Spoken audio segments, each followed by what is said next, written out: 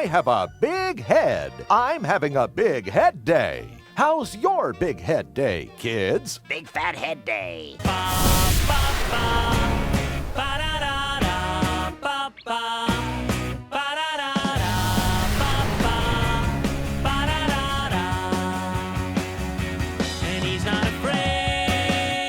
The following is an in-depth story analysis. If you haven't seen this film, you might want to before watching this review. Today we're examining the story of a man who is in constant anguish because of a choice his father made that led to his death. He fumbles through life, consumed by that dreadful moment, never able to move on, even on the verge of destroying himself. Discovering a secret and extraordinary group of warriors, he's trained to move beyond his fear and find his inner conviction, the will to act. He ultimately discovers that this group is misguided and even dangerous, oversimplifying the ideas of fear and will, and he finds a better way, taking what he's learned from this militant group and forging a middle ground. Having overcome his fear, he displays courage in the face of fear itself and saves his home.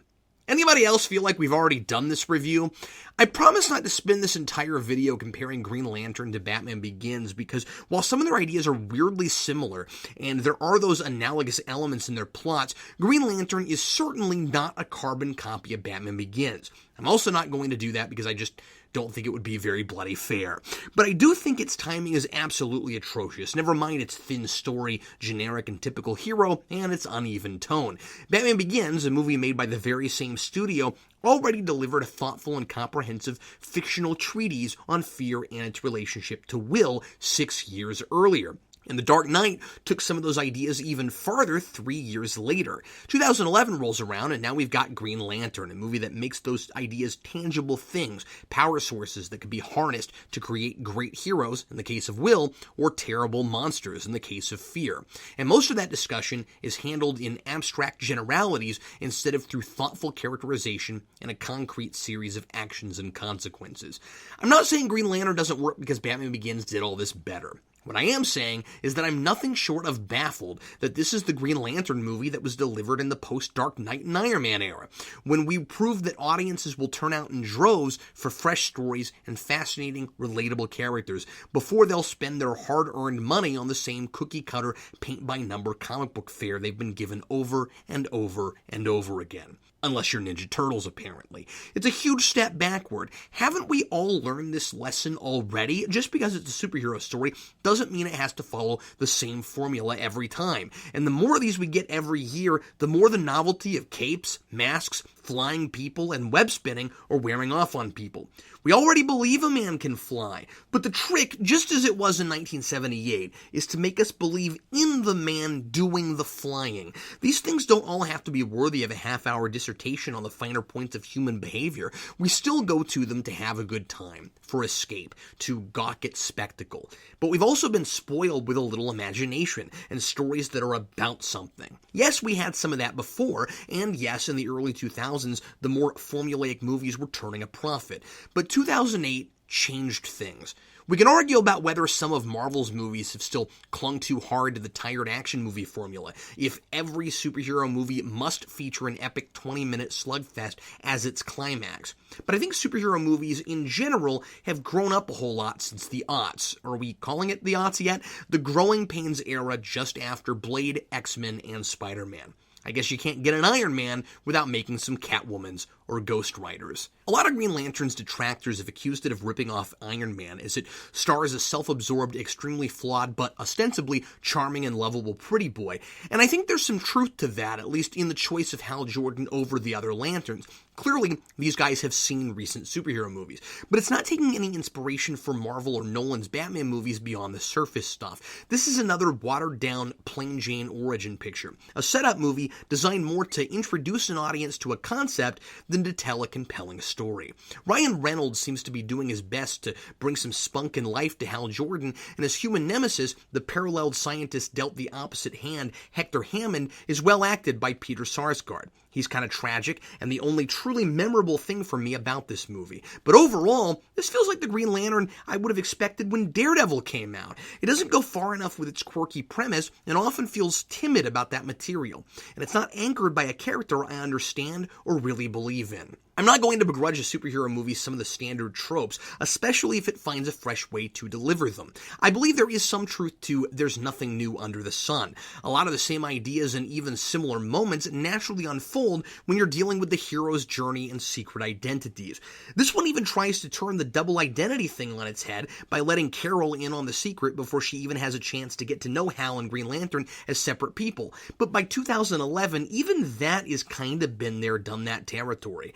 When a familiar story is really working, I'll either be so engrossed in its world that I won't notice just how much of it I've seen before, or it'll make it feel so new again I won't care if I do notice. Green Lantern isn't making the old new again, nor is it doing a lot to hide that fact. There are some cool references and Easter eggs for Green Lantern fans, a lot of blink and you miss it cameos by core members from the comics and such, and as I only have a passing familiarity with this material, I'm sure I can't appreciate the way those things undoubtedly elevated this material for the fans. I do like the alien, barren, rocky landscape of Oa, and though I don't like the integration of the CGI most of the time, a lot of it looks like a cartoon with people's heads pasted onto me, I actually think the green energy flowing through the suits is a cool choice for this version because the core members are portrayed as being so arrogant in their willpower and fearlessness. They like to show off their will, like a genius mad scientist might like to show off his brains. But otherwise, it's really routine, both in story and visual execution. I gotta say, with all the TV talking headshots and stuff that's not even trying to look like it's really there, look at these planes. Look at these planes! I'm looking under every couch cushion in this movie trying to find that $200 million, and I think Reynolds must have gotten paid more than anyone's admitting. I applauded Warner's at the time for greenlighting such a high-concept, polar opposite project from Batman, for taking a risk on a property so unproven to the public. Green Lantern was experiencing sort of a new golden age in comics. It had a huge following amongst readers during Blackest Night and beyond, and Green Lantern fever was so in the air, I was completely wrong in my projections for this movie. I thought it was going to be a huge surprise smash, filling that light, quirky space opera void in superhero movies that Guardians of the Galaxy finally filled 3 years later. Man, I could have had a career in meteorology with such unreliable predictions. And isn't it interesting how these things affect properties? Green Lantern isn't nearly as popular now as it was when this movie came out in the comics, and from what I've heard from fans, it's not as well written right now either. And I should also say, I wanted it to be popular. Green Lantern as a concept has never really appealed to me, and I was hoping to be won over by this movie. This is one of the least memorable superhero movies I've seen to date. I saw it twice in the theater, and watching it again for this review, I felt like I was watching it for the first time. I can't decide if this movie is hoping the audience will be too excited by the action and bright flashy colors to notice that most of them have been here and done all this before, or if it's terrified to take risks and just be a crazy, wacky cosmic space adventure. I just get the overwhelming feeling that it's a project nobody really believed in outside a couple of enthusiastic performances. That was Warner's MO for a long time with anything that wasn't Batman or Superman, like with that Justice League movie they scrapped, and of course, this was supposed to be the first of their shared universe. They wanted to get on board the shared universe train before it finally runs out of steam, but they were too timid to link their cars to an engine. Finally, they hook up one, it's lackluster, it falls into a ravine, and they have to rebuild the whole engine. And how ironic is that? The first big DC superhero that's not Batman or Superman to get this kind of treatment, get this much money thrown at it. And it's a timid, unconfident movie that's all about not giving in to fear. If on paper your superhero story is this by the numbers, and it's asking me to take it as seriously as I sometimes think this one is, there has to at least be a really compelling, interesting protagonist to propel it along. This guy is supposed to be the most courageous and creative person the ring could find, and I think he's dull as drywall and about as intelligent. Right away, I have a hard time getting behind our protagonist because his motivations and hang-ups aren't made real clear. Hal Jordan keeps saying he's afraid, but I'm spending a lot of the movie trying to noodle out exactly what it is he's afraid of. At first, it seems like maybe the problem is that he isn't afraid. He's always recklessly getting himself into dangerous situations. He was in a bad motorcycle crash, but that didn't stop him from pulling an unnecessarily dangerous stunt during a flying exercise. On first viewing, I thought maybe he was just so lost with without his father that he had a death wish. He flashes back to his father's fiery end when he died in a plane crash, and that seems to be the source of his fear. But as the movie progresses, near as I can figure, the idea is that he's afraid of both responsibility and failure. Perhaps he thinks he's too much like his father, and he might die like him, so he doesn't want to do what his father did and leave anyone behind who depends on him. And so he is terrified to make any real commitments, like the relationship he vaguely ruined in some way we're not told much about with Carol. The trouble is, I don't have nearly enough to go on. Why exactly does he feel he has to follow in his father's footsteps and do the same job his dad did when he got killed? The movie could make me believe he's too in love with flying to give it up, maybe even that he's afraid he's becoming his father. But I don't see any of that. Maybe he's afraid of flying itself, and that's the fear he keeps overcoming. But for what purpose? Why is it so important to him? We really need to know something about what kind of relationship he and his dad had, what kind of role model he was, how much Hal looked to him for guidance to inform his behavior now. I will say I appreciate that the movie doesn't use flashbacks as a crutch. There's the one with the dogfight, and that's played as a memory. Unfortunately, it doesn't find other ways to communicate vital information I need to understand this guy. We're told that Hal's a screw-up who walks away from things before he finishes them. His brother has a line about his wanting to be so much like his father that he has to die like him. But that's about all we get, and I can't be certain that's really what's going on. It might just be his brother's read on it. It would also be nice to know more about the brothers' upbringing and relationships with their father, as they all lost their father, but only one seems to have grown up so self-destructive. Hal's nephew Jason might even be there to represent the child Hal would love to have if he allowed himself to settle down and live a responsible life, considering he repeats the last thing his father said to him to that kid, that it's his job not to be scared. But of course, there's nothing else in the movie to support that. I can see his being afraid to fail because his father failed, and maybe he resents him for that. But why did he get into flying in the first place? When Carol lays out his opportunity for change on a silver platter, saying the ring chose him because he always overcomes his fears, I'm scratching my head a little. Now it's not a story about a man who conquers fear, but a man who already has and just doesn't realize it.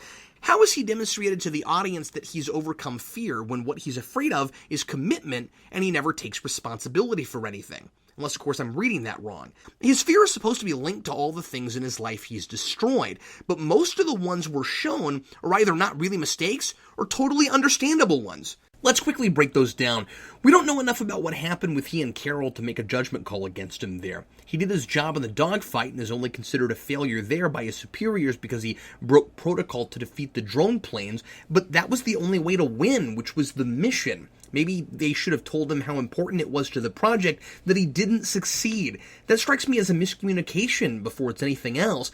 And yes, he fails to save Hammond's father when Hammond murders him, and that's linked to his general, apparently overwhelming amount of fear, but that is all vague and awkward. We're dealing with fear too literally there. He's fighting a person influenced by a being powered by fear, so I guess his not being able to overcome Hammond's mind powers is supposed to prove how much of a failure he is because he allows fear to consume him. He seems to do his best there, though, especially at being his first week on the job and all, and it's only because he's telekinetically or telepathically, not sure which, stuck to the floor that he can't get up and stop Hammond in time. I don't know how the rules work here, so if he had more willpower, Hammond's telekinesis wouldn't work on him because will beats fear like rock beats scissors?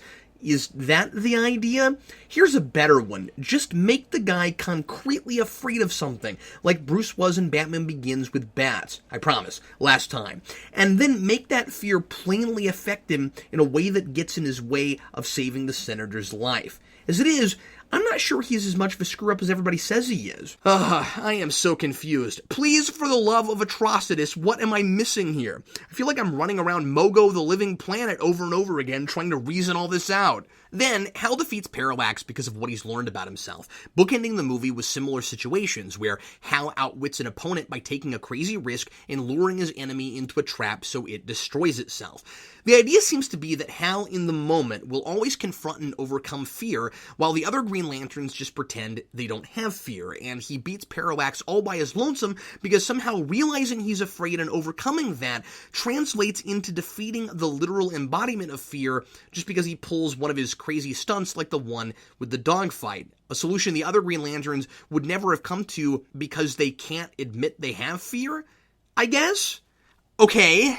The movie has that typical identity crisis where it won't allow itself to tell much of a story beyond a formulaic origin, but then it also has to be grand enough to justify being on the big screen. So it's a mostly Earth-centric story, but the villain has to be a threat to the whole universe. And of course, on his first mission, our hero, who is one of thousands of other space cops, must save everyone single-handedly.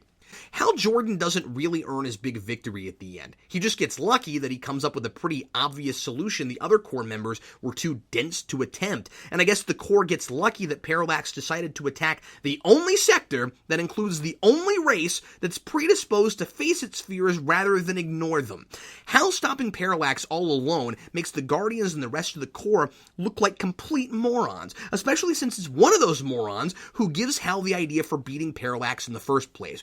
It doesn't occur to Kilowog to apply his "the bigger they are, the faster they burn" advice to Parallax.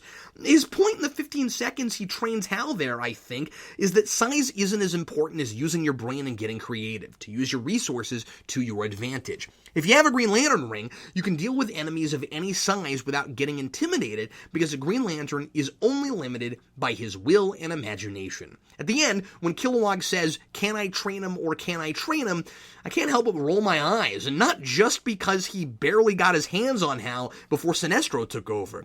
If he had just, used his imagination and suggested something like that to the Guardians, they wouldn't have resorted to making a yellow ring and risk exacerbating the very problem they're trying to solve. Now I'm going to stop everything for a minute and get to Sinestro, because I know folks are going to want me to mention this, and I don't have a better spot to comment on it.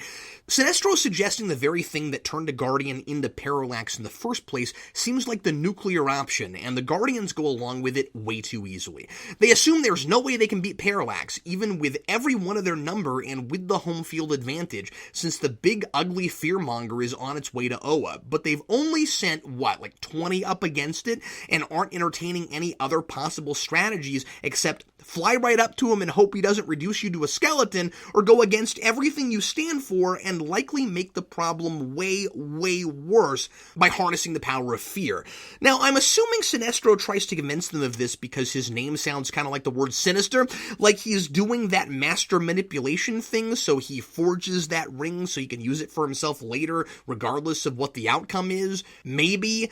If that's what it is, the Guardians are supremely gullible, but it's gotta be, or I have no idea why he puts it on in the mid-credits scene. It's not like Loki, where we see his gradual duplicity develop. From what we see, this guy seems to almost have a character arc where he learns something about Will's superiority over fear in the right hands. I also have to wonder in that mid-credit scene how he gets the yellow ring without the Guardians knowing about it. So anyway, back to Kilowog. Like most of the Lanterns, he's a glorified cameo, even though the movie makes him essential to the plot in some way. Having an awesome voice like Michael Clark Duncan's just makes it worse. His appearance is just one giant tease, whether you're familiar with his character or not. It makes me say, cool, this is about to finally get fun and exciting, only to take us right back to Earth so Hal can stop a helicopter with his oh-so-creative Hot Wheels track and show off his new suit for his friend. I don't know, the movie just isn't very thoughtful or creative, and that makes your confusing and uninteresting hero even more uninteresting because it's about a hero that's supposed to be really imaginative. Now, given the dogfight, I guess, that's kinda out of the box, though I think it's more daring and crazy before its brilliant strategy, but none of his constructs seem altogether inspired. He works for the military, so he comes up with machine guns and fighter jets. He set off a car on a Hot Wheels track, so he thinks of that when he has to stop the helicopter, which I will admit is the most fun of the action scenes, and I think it's the best use of CG in the film. When Sinestro tries to train him, he's got the Scribblenauts library of choices, and he brandishes a sword. What is he, a fencing expert? Like so many things we aren't told, so I'll just assume he actually knows something about sword fighting, and that he's not stupid enough to pick a weapon he's never used before just because, he's in an action movie and it'd be fun to have a sword fight right there. Sinestro, because he has no good reason to play fair, brandishes two swords. Hal, why are you fighting at a disadvantage? Why not just create another sword? There seem to be no rules except use your imagination. But that's not all he's lacking in. He also doesn't have a lot of sense. So let's say you get magically transported to a dying purple alien in a spaceship. Excuse me. It's not magic. It's totally unexplained science that sure sounds like magic without a lot more to go on. Green Lantern fans will get what Hal means when he says it's not magic. I need more information. Anyway, so purple guy in a spaceship, and he gives you a ring and a lantern and tells you to place the ring and speak the oath and something about responsibility. Do you, A, go home immediately and try to figure out how to work the thing like you just bought a Megazord with lights and sounds at Walmart? B, try to take it to the government people you work for who might be able to study it and make sure it's not evil? Or C, give it more than 3 seconds of thought before you make any decision about it? The correct answer, as in all sarcastic quizzes, is C. B would have made some sense too, assuming Hal never saw any alien invasion movie ever. Hint, the government always uses the alien tech to make weapons. See last review. But Captain Logan, you cry. Hal's supposed to be this rash, irresponsible guy who lunges headfirst into every situation. Of course he immediately tries to use the lantern. Au contraire. As his best friend points out, he's also super irresponsible. So it's out of character for him to rush into a situation he's been told comes with some sort of huge obligation. And for all he knows, a lifelong one. He'll put on a ring from space without reading any fine print, but he won't put on a wedding ring? So even if I were to go along with his deciding now's the time to embrace the general concept of responsibility, why trust the alien he spent 6 seconds with? Just because he's dying doesn't make him a good guy. At least when the Animorphs got powers from Elfangor, he was able to telepathically give them some sort of truth about who he was, and then they immediately had the Yerk threat to confirm it. Yeah, I'm using Animorphs as the gold standard for dying aliens giving heroes superpowers. Hal has no idea what's going to happen when he starts futzing around with the thing. And even worse, he's not even good at the futzing. He saw the lantern react in the truck when the ring brushed up against it, but in his house, he's not smart enough to figure out that place the ring means touch it to the lantern?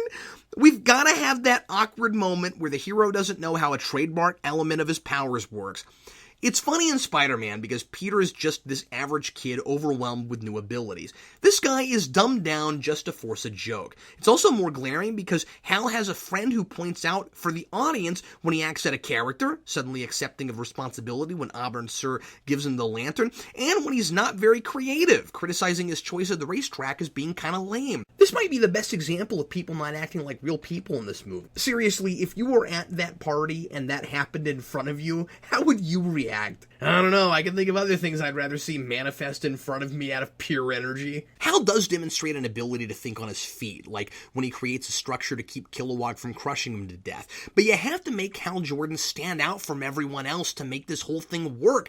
There has to be something extraordinary about him if I'm to believe that the ring would choose him over anybody else on the planet. It's not like the ring is even limited to people in general proximity to Auburn Sur when he dies. Presumably it somehow knows something about all 8 billion people on the planet. There's an explanation, of course, but it's flimsy and silly. The ring sees something in Hal he doesn't see in himself. You know, like he's the only person on the planet who's good at stuff but isn't confident enough to realize it. It seems like the ring is really interested in this guy's coming to terms with his own inadequacies for some reason, more than it is in saving the universe. Having a coming-of-age arc tied to an artifact has worked before. I think Thor handles that okay. But it only works if the resolution of that arc doesn't conveniently coincide with saving the whole universe. When Thor finds it within himself to sacrifice his life and destroy the Destroyer, that's a moment of truth thing. He's come to care about humanity more than he cares about himself. But with Hal, it's just a stirring speech and a training exercise that allows him to beat Parallax all by himself. And by the way, it's hilarious that Sinestro and a couple other lanterns fly up right after he beats the monster, like they were cowardly waiting behind a moon and watching with microscopic vision or something.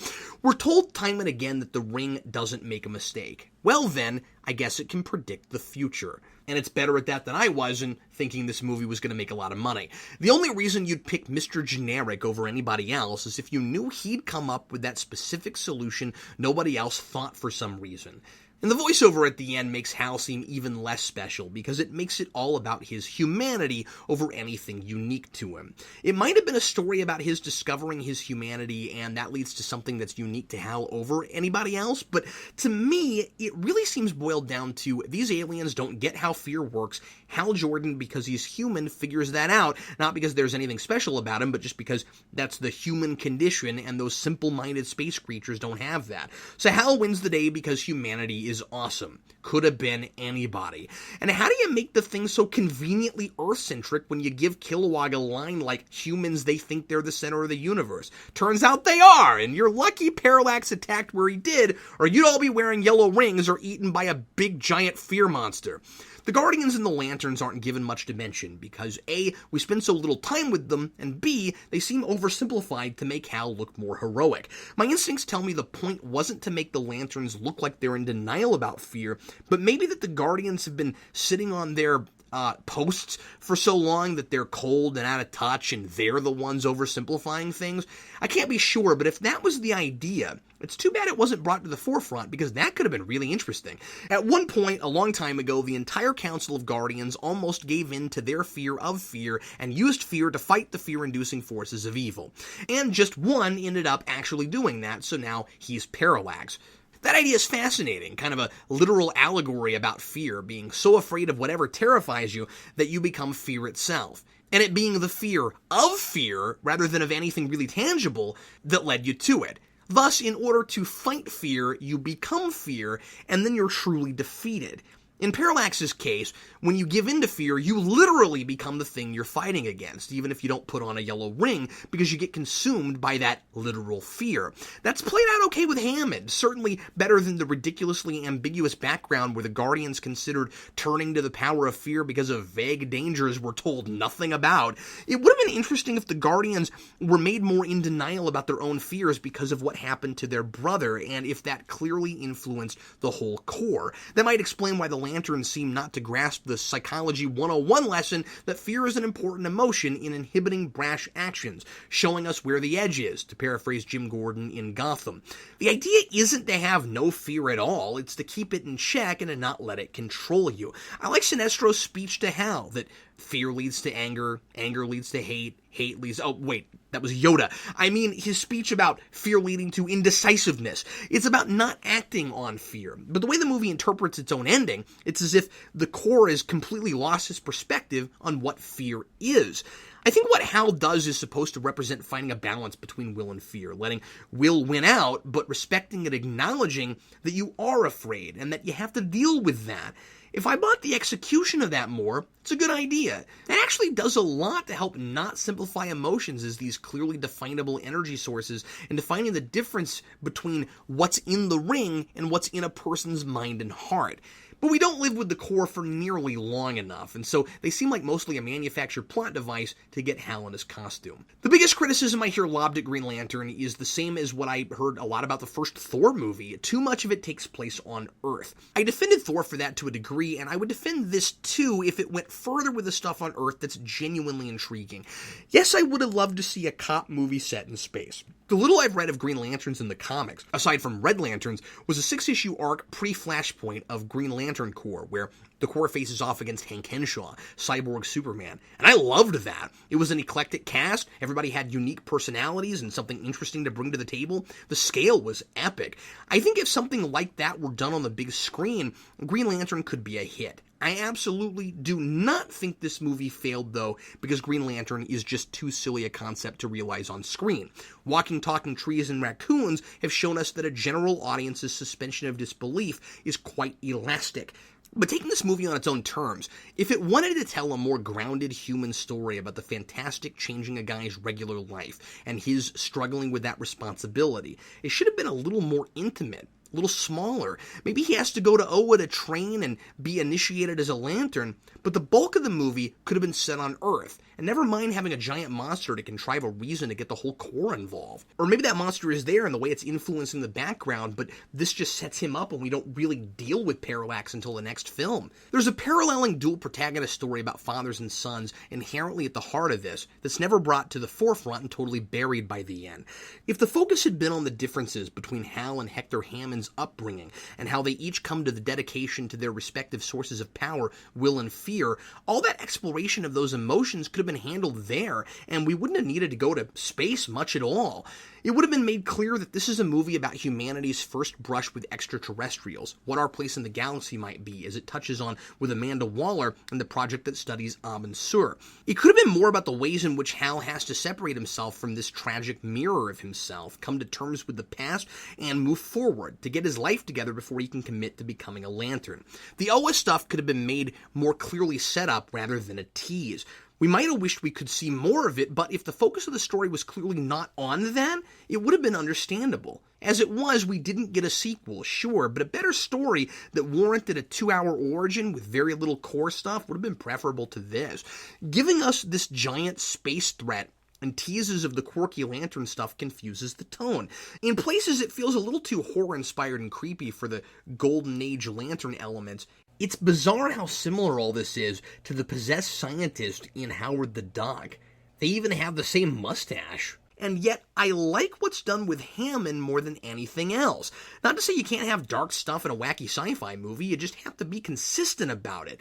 This movie feels like it's sometimes a cartoon and sometimes a tragic mad scientist thing. Like if you tried to marry Underdog with Ang Lee's Hulk. Although doing both lighter scenes with Hal and creepy scenes with Hammond and then finding a way to merge those once a confrontation arises might have worked also. And maybe that's what it was going for, but it's confused because, well, Hal's character is kind of confusing. And also because Hector and Hal's worlds already conveniently intersect. Being affected by something alien is really what should have brought them together, rather than the tired love triangle that comes out of nowhere. Though I do like Hector trying to forcefully take everything Hal has without earning it.